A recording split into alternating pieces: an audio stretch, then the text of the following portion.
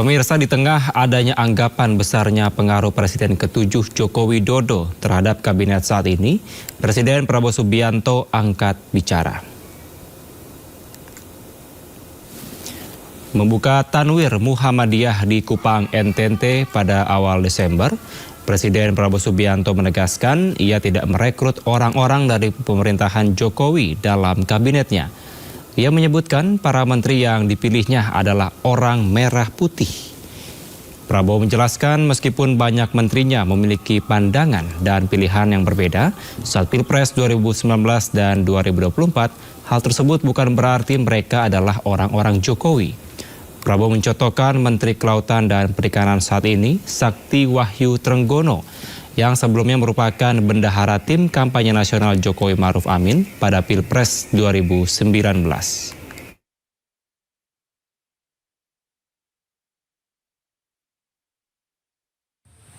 Tapi sesudah itu, ayo kerjasama, ayo. Nyatanya saya tahu ini, dalangnya Trenggono ini. Tapi jadi wakil saya di Kementerian Pertahanan. Akhirnya saya dibilang, oh Prabowo pakai banyak orangnya Jokowi. Tidak, bukan orangnya Jokowi. Saya pakai orang merah putih. Saya pakai anak Indonesia. Pemirsa, kedekatan Presiden Prabowo Subianto dengan pendahulunya Joko Widodo kerap menimbulkan pertanyaan bahkan anggapan di tengah publik bahwa pengaruh Jokowi dinilai cukup kental.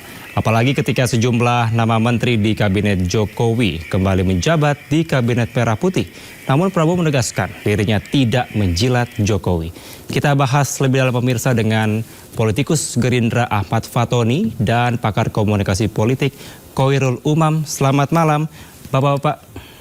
Selamat malam. Malam. Malam, Mas Fatoni. Malam, Pak Imam. Baik, saya mau ke Pak Fatoni terlebih dahulu. Bagaimana Anda menanggapi adanya ungkapan atau anggapan dari publik terkait dengan Prabowo ini nampaknya sering sekali bertemu dengan Pak Jokowi? Silakan. Ya, kalau bicara anggapan sah-sah aja ya. Cuman yang pasti yang diajarkan Pak Prabowo ke kami itu adalah Pak Prabowo itu selalu banyak teman. Jadi dia memang banyak berdiskusi dengan tokoh-tokoh. Apalagi memang kita ketahui Pak Jokowi ini merupakan mantan presiden.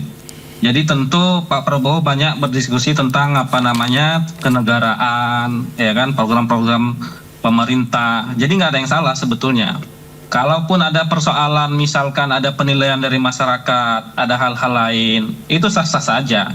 Tapi yang pasti yang namanya silaturahmi itu antara presiden dan mantan presiden itu malah bagus dilakukan demi kebaikan dan diskusi-diskusi terkait kenegaraan. Mungkin itu ya. Menurut saya sih berlebihan kalau ada penilaian seperti itu. Baik, bila dilihat beberapa waktu ke belakang begitu ya Pak Fatoni, nampaknya sudah 4 kali ini Presiden Jokowi bertemu dengan, maksud kami mantan Presiden Indonesia, Pak Jokowi, yang Presiden ke-7, bertemu dengan Presiden Prabowo Subianto. Bila dilihat berarti sebulan bisa 2 kali bertemu. Menurut Anda lazimkah pertemuan seperti itu atau seperti apa? Ya, menurut saya sangat lazim. Kenapa? Karena Pak Prabowo kan pernah berkunjung ke Pak Jokowi. Kemudian Pak Jokowi juga akhirnya karena pernah dikunjungin sama Pak Prabowo, dia membalas mengunjungi Pak Prabowo, dan itu menurut saya sah-sah saja. Kedua tokoh negara, yang satu adalah Presiden Republik Indonesia dan yang satu adalah mantan presiden. Mereka berdiskusi, bertukar pikiran, ya kan? Apalagi Pak Jokowi bukan mantan presiden yang baru atau sudah lama gitu kan, tapi memang mantan presiden yang baru katakanlah beberapa bulan yang lalu. Jadi memang Pak Jokowi ini sangat tahu nih kebutuhan dari kabinet segala macam program pemerintah. Jadi mereka bisa saling bertukar pikiran terkait dengan berkelanjutan program pemerintah. Gitu. Jadi nggak ada yang salah itu. Baik, saya mau ke Pak Khoirul Umam. Menurut Anda dengan pertemuan yang cukup sering antara Prabowo dan juga Jokowi ini, Anda melihatnya seperti apa, Pak Umam? Ya, tentu memiliki tafsir politik yang cukup beragam, tetapi memang pada dasarnya komunikasi antara Pak Jokowi dan juga Pak Prabowo itu sebuah keniscayaan. Diakui atau tidak, kemenangan dari Pak Prabowo salah satunya adalah pengaruh dari saham politik Pak Jokowi. Meskipun tidak pernah memberikan dukungan secara terbuka dalam konteks pernyataan lisan secara terbuka, tetapi sudah menjadi pemahaman publik bahwa Pak Jokowi memberikan dukungan yang optimal kepada Pak Prabowo. Adapun kemudian intensitas pertemuan belakangan ini saya pikir juga di-trigger oleh beberapa momentum yang salah satunya memang menghendaki komunikasi yang lebih intens. Salah satunya memang momentum pilkada dan juga situasi pasca pilkada. Adapun kalau misal kemudian pertemuan yang terakhir bisa saja itu sebagai sebuah bagian dari strategi komunikasi politik Pak Jokowi untuk memberikan pesan kepada teman-teman di PDIP yang tampaknya sedang cukup intens melakukan serangan secara personal terkait dengan status keanggotaan Pak Jokowi di PDIP. Artinya bahwa pertemuan itu secara strategik cukup efektif untuk menghalau bahwa Pak Jokowi bukan, meskipun per hari ini belum berpartai, tetapi bukan menjadi lonely wolf misalnya, atau lonely soldier, atau apapun istilahnya, tetapi juga tetap memiliki garis jaringan kekuatan yang juga cukup memadai dalam konteks pertarungan kekuatan di landscape politik Indonesia saat ini. Oleh karena itu, memang pertemuan itu bukan sekedar pertemuan biasa, tetapi tentu memiliki implikasi, termasuk juga dipengaruhi oleh faktor-faktor yang sifatnya teknis maupun strategis dalam konteks politik dan impact-nya ke depan. Baik Pak Umam, tapi kalau Anda melihat apakah ini juga merupakan salah satu langkah politik yang dilakukan karena kita ketahui bahwa pada saat ini Jokowi tidak lagi di PDIP? Ya, memang diakui atau tidak, tadi saya sampaikan bahwa Pak Jokowi per hari ini mengalami sebuah situasi yang betul-betul sedang di persimpangan jalan. Beberapa waktu lalu statement secara terbuka disampaikan oleh PDIP, Pak Jokowi sudah tidak menjadi bagian dari PDIP, maka itu adalah sebuah pengumuman sekaligus juga ekspresi penegasan secara terbuka pemberhentian atau pemecatan secara terbuka yang disampaikan oleh fungsionaris PDIP yaitu Mas Hasto sebagai sekjen PDIP. Dan ini memang menjadi hal yang cukup unik karena kalau misal memang itu sudah menjadi ketetapan PDIP sebelumnya, pertanyaan publik yang cukup kritis adalah kenapa pemberhentian itu tidak dilakukan jauh-jauh hari sebelum pemilu, sebelum pilpres atau sebelum pilkada, dan besar kemungkinan memang ada rekalkulasi terkait dengan hasil dan juga dampak terhadap kekuatan elektoral di kontestasi itu. Karena bagaimanapun juga Pak Jokowi memang sangat identik dengan PDIP, sehingga ketika kemudian membangun front perbedaan secara terbuka antara PDIP dengan Jokowi, maka kemudian berpotensi membelah atau menciptakan shifting political behavior, terutama di basis pemilih loyal di ceruk-ceruk yang selama ini betul-betul menjadi simpatisan Banteng. Nah, oleh karena itu, karena pileg sudah selesai, pilpres sudah selesai, lalu pilkada sudah selesai, dan kekalahan pilkada ini betul-betul menjadi evaluasi yang sangat serius bagi PDIP, di mana PDIP banyak tercorner, dipojokkan, dibiarkan sendiri, dan mengalami kekalahan yang cukup telak, terutama di sejumlah kandang banteng, misalnya di Jawa Tengah, di Jawa Timur, maka termasuk di Banten, maka evaluasi ini kemudian termanifestasikan dalam statement terbuka Mas Hasto yang menyatakan akhirnya pemberhentian Pak Jokowi sebagai bagian dari keluarga besar PDIP itu sendiri. Baik Pak Imam dan juga Pak Fatoni, kita akan menyimak terlebih dahulu informasi pada saat Jokowi bertemu dengan Prabowo di Jakarta. Pemirsa, Presiden Prabowo Subianto ini bertemu dengan Presiden ke-7 Republik Indonesia di Kertanegara pada Jumat malam. Keduanya mengaku pertemuan tersebut hanya makan malam bersama dan sebagai pertemuan balasan.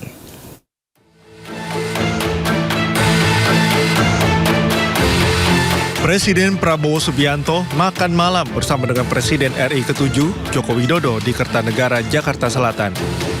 Pertemuan yang dilakukan keduanya berlangsung secara tertutup selama kurang lebih 1 jam. Keduanya mengaku hanya bertemu untuk makan malam dan sebagai pertemuan balasan. Bahkan keduanya tak membeberkan apakah ada isu politik yang dibahas di sela-sela pertemuan. Terkait kemungkinan bergabungnya Jokowi ke Partai Gerindra, Prabowo menyebut partainya terbuka apabila Jokowi ingin bergabung. Namun ia menyerahkan keputusan tersebut kepada Jokowi. Tadi kita makan malam, Pak ya. Makan malam. Menunya apa? Ayam goreng dan macam-macam lah. Ya. Ada pembahasan bersama ekonomi, Pak. Partai Gerindra mungkin atau bagaimana? Hah? Masuk ke partai. Oh, kalau Gerindra terbuka. Tapi kita tentunya nggak bisa maksa beliau masuk. Beliau Bapak Presiden dulu waktu ke Merauke kan, kemudian mampir ke Solo. Ini saya pas ke Jakarta, kayak kunjungan balasan gitu. Karena kangen. Sebelumnya pada 3 November 2024, Prabowo Subianto bertemu dengan Joko Widodo di Solo, Jawa Tengah. Keduanya saat itu berbincang sambil menikmati makan bersama di angkringan Oma Semar, Colomadu. Pertemuan di Kertanegara, Jakarta merupakan kali kedua Prabowo dan Jokowi bertemu usai Jokowi tak lagi menjabat sebagai Presiden RI. Dari Jakarta, Esra Ambarita, Damar Wicaksono, Dias Triawan, iNews melaporkan. Pemirsa, kita akan melanjutkan dialog, namun saat ini juga telah bergabung bersama kami Direktur Lingkar Madani Ray Rangkuti. Selamat malam, Bang Ray. Malam, Bung. Baik, Bang Ray, langsung saja terkait dengan dialog kita pada malam hari ini. Kalau Anda melihat pertemuan antara Presiden ke-7 Joko Widodo bertemu dengan Prabowo Subianto yang belakangan ini sangat atau cukup sering bertemu, apakah Anda melihat lazim pertemuan yang cukup sering ini, Bang Ray? Iya, sejak panjang sejarah kepresidenan kita ya ini pertemuan yang tidak lazim. Ya. Dalam catatan saya, 2 bulan setelah Lexer, mantan Presiden Jokowi sudah 4 kali ya setidaknya ketemu dengan Pak Prabowo. Dalam artinya kalau dibuat kira-kira 2 kali sebulan lah mereka bertemu gitu. Dengan alasan yang sebenarnya kelihatan remeh-temeh gitu kan, makan malam, kangen-kangenan gitu ya. Nah, untuk seorang presiden, hal-hal yang seperti itu mestinya sudah harus dijaga ya. Bukan karena apa-apa, karena waktu beliau itu kan sangat penting ya. Kalau hanya untuk ketemu dengan orang sifatnya kangen-kangenan, ya makan makanan ya itu menurut saya harus diatur betul kembali oleh presiden tuh. Sebab kenapa ya? Jangankan dengan orang lain, bahkan mungkin dengan menteri-menterinya belum tentu presiden seintensif itu bertemu ya secara langsung ya, apalagi sampai ngajak menterinya makan-makan aja gitu ya, ngajak menterinya kangen-kangenan dan sebagainya. Jadi ini sesuatu yang tidak lazim ya, dan sesuatu yang menurut saya sudah pada tingkat tertentu ya berlebihan. Memang sebaiknya ke depan mungkin Pak Prabowo lebih fokuslah ya mengurusi bangsa dan negara ini, harus ditunjukkan kepada rakyat ini waktu beliau itu sudah kelihatan nggak ada yang tersisa kecuali mikirin rakyat gitu loh Pak. Jadi nggak ada lagi namanya istilah kangen-kangenan ya, makan-makan malam gitu ya. Ya kalau enggak ya harus dijelaskan dengan terbuka bahwa pertemuan itu ya memang mengandung unsur yang sangat penting bagi bangsa dan negara ini. Saya misalnya bertemu dengan Pak Jokowi itu dalam rangka bertukar pikiran tentang misalnya bagaimana memandang pilkada Jakarta gitu ya, bagaimana status IKN, bagaimana status Jakarta ya, bagaimana status PSN-nya PIK 2 gitu. Kan kalau Pak Jokowi bertemu dengan Pak Prabowo dalam kerangka itu kita merasa sangat wajar gitu loh. Nah ini kalau cuma karena kangen-kangenan, ini Presiden Prabowo itu ngurusin bangsa dan negara ini loh. Urusan kangen-kangen nantilah gitu, atau pergunakan waktu libur kan. Ini kali pertama kita mendengar ada waktunya presiden itu libur kan gitu. Kalau kata juru bicara presiden kemarin kan tiap hari Minggu Pak Presiden itu libur, ya udah pada waktu Minggu aja ketemu kangen-kangenannya dan sebagainya. Nah, waktu yang lain itu ya 24 jam yang untuk bangsa dan negara ini gitu. Seperti beberapa kali ditekankan oleh Pak Prabowo bahwa menteri itu harus kerjanya 24 jam gitu.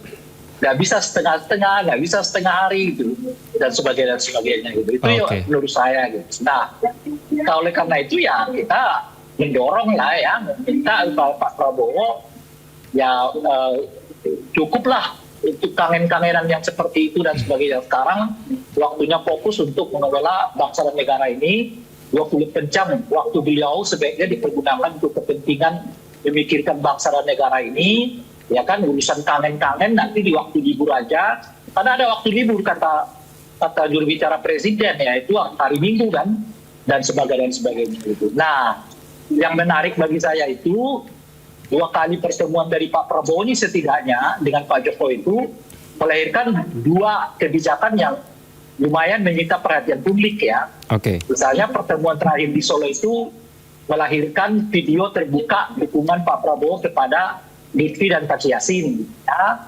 Lalu pasca pertemuan beliau dengan Pak Jokowi di Jakarta yang kemarin itu melahirkan komitmen Gerindra untuk mendorong Pilkada Jakarta ke Mahkamah Konstitusi.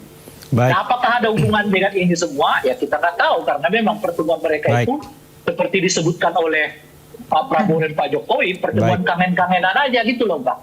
Yang artinya mungkin nggak membahas masalah-masalah yang prinsipil kayak begitu gitu loh.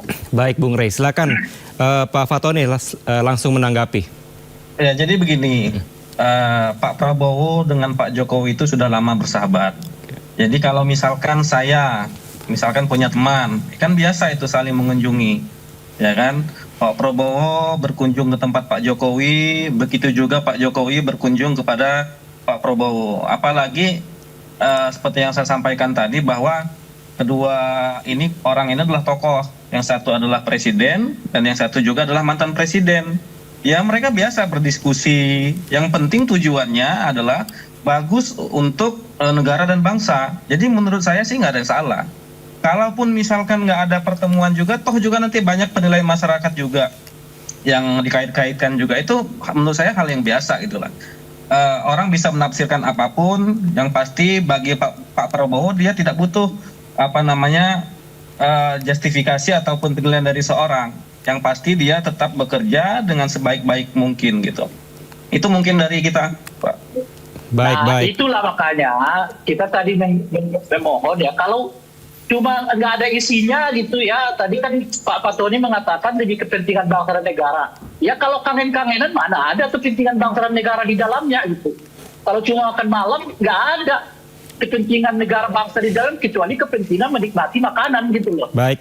Bang Rey tahan sejenak. Jangan salah tafsir dulu ya kan. Kan Bang Rey juga kan belum tahu juga apa yang dibicarakan. Loh, ya kan.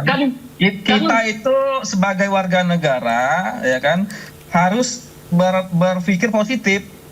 Oh, saya berpikir positif. Jangan ada pertemuan ini kita kait-kaitkan dengan hal-hal lain dan segala macam. Itu justru malah memperkeruh suasana.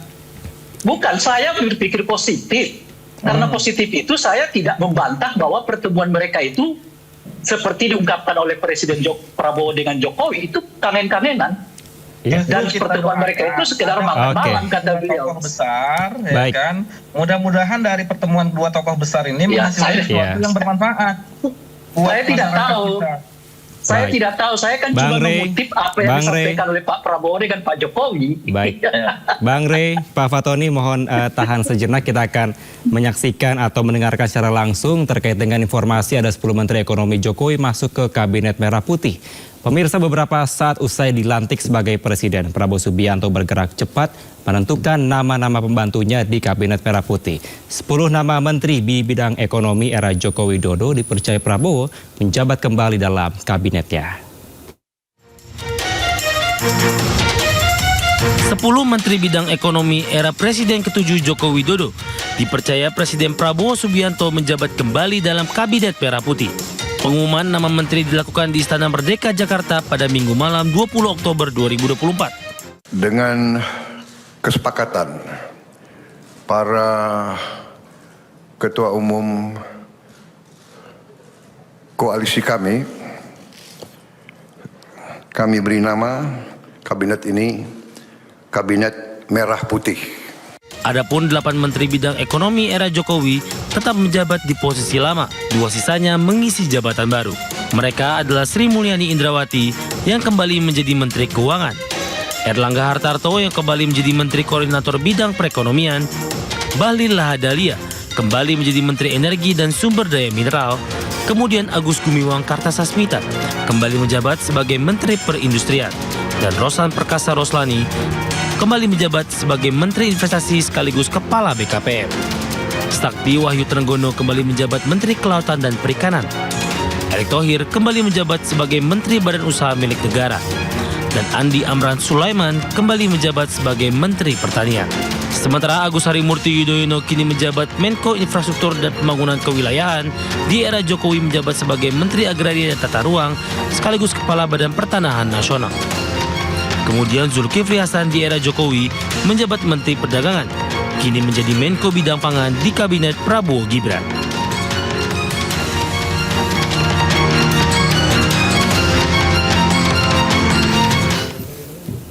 Ya, selanjutnya saya berikan kesempatan kepada Pak Umam. Kalau Pak Umam melihat sebagai pakar komunikasi politik nih, pertemuan antara Jokowi dan juga Prabowo Subianto itu sebenarnya membahas soal apa? Apakah memang sesuai disampaikan Bang Rey tadi terkait dengan gugatan hasil pilkada atau juga terkait dengan